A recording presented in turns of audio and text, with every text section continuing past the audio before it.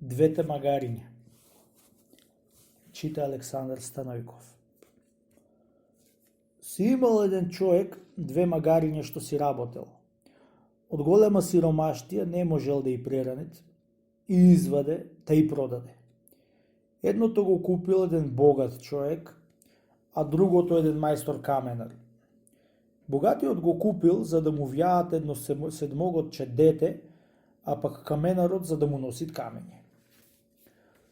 По време се нашле магарињата на едно место и се виделе, та се здравувале. Ош беше сториле, братски се испољубиле. Море, како си ти бре брате? Едното му вели на другото. Како поминуваш? Како живееш кај што те продаде стопанот ни?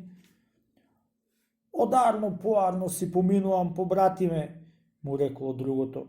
Чум ти 2 сата на ден носам тоар, едно дете од 7 години, за да го однесам надаскал и да го донесам. Сеното најчисто, полни ми се јаслите. Јачменот саан ми го даваат. Кај што лежам сметено, чистено, мед да истуриш и да собериш. Саде ќе втерам, побратиме. Ами ти, како живееш кај што си, ако не ми кажеш? Оф, бре, брате, му рекло другото. Не прашај ме, ти се молам. Прво види ми саднава, после прашај ме. Пусти късмет мој, кај ме отера кај еден каменар, ич немилостив. Кога да ме тоарат со камење, ичин се внемаат. Едни пати, кога да ме тоарат, од 100 ока згора ми клават.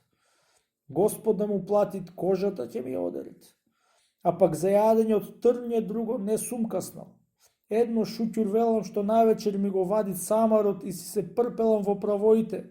Пеплиштата, оти уште прпелањето ако го немав, одамна беше ми се одрала издупенава коша. Еве, ово е мојот помин, побратиме мили, му рекло магарито што носело камење.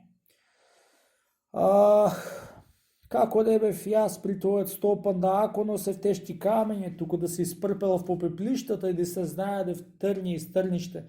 Така му рекло првото магаре што беше убогатиот.